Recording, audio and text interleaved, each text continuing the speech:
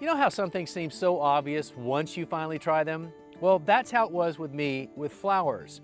I've always been aware of the ecological value of them and the beauty, of course, but the pollinator attraction, what they can do for pest and disease control, and so much more. But I always had the flowers all around my garden, but not in the garden.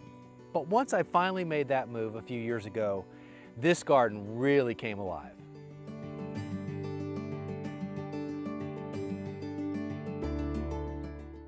Now, we're all aware of the beauty of the flowers, but it's so much more than that. It's the biological diversity, it's the nectar and the pollen that the pollinators and beneficial insects and other wildlife depend on because of the flowers that we have around here. But once you add those flowers into your garden, it's a system that really is codependent on everything you're trying to attract, and you get the benefit of the beauty too. Let's start with the first benefit. Flowers attract lots of beneficial insects. Different flower shapes and bloom times offer nectar and pollen all season long, and that's really important. And that means more bees and more butterflies and better pollination for every plant in your garden that depends on insects for pollination.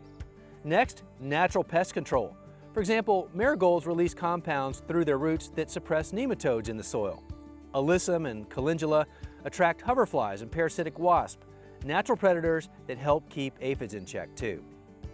And nasturtiums, they're great trap crops, drawing pests away from your veggies. Some flowers even feed your soil.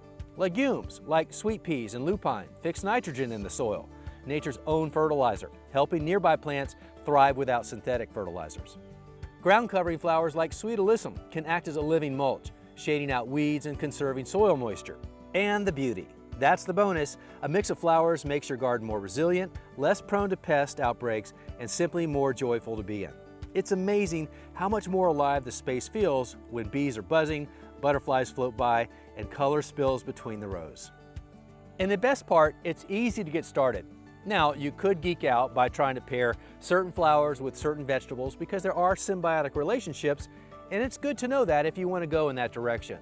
But the other thing you could do is just plant flowers. Plant them in bunches and plant a lot of them. And you will be amazed, as I said, with how much your garden comes alive. I can't believe I waited as long as I did to make it happen. But once I did, it's been an incredible transformation. Less pests, less diseases, lower blood pressure, and a lot more beauty. But when you're planting a garden, when you add flowers, you're also building an ecosystem.